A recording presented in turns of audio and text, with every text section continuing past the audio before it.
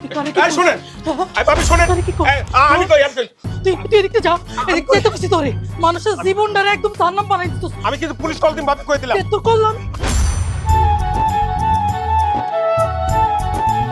আমি অনেক কষ্ট করে এই টাকা জোগাড় করছি।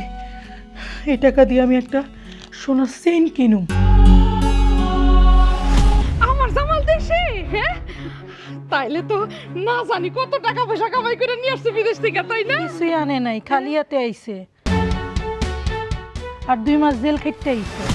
কান ধরে কইতেছে হালিমের টাকা আমি 3 মাসের মধ্যে দিয়ে দেব। লাস্টবার তো মনে করেন এই দরা খাই খাই করতে করতে বেঁচে গেছি, ওর জামাই এসে বলছে। তারপর মনে করেন আমি একটা নাটক শুরু করে দিলাম। এই ভাবি ঠিক আছে, ওই যে কিস্তির টাকাটা তাহলে জোগাড় করে রেখেন, আমি অনেক সময় লয়ে যাবেন। এই কই আমি বাগছি কোনো মত।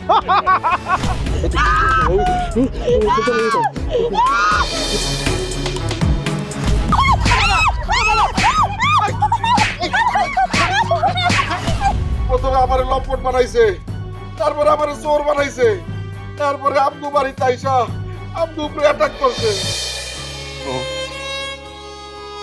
তুই আমার মাফ করে দিস, আমি জানি তোর কোনো দোষ নাই, তুই মাফ করে দিস।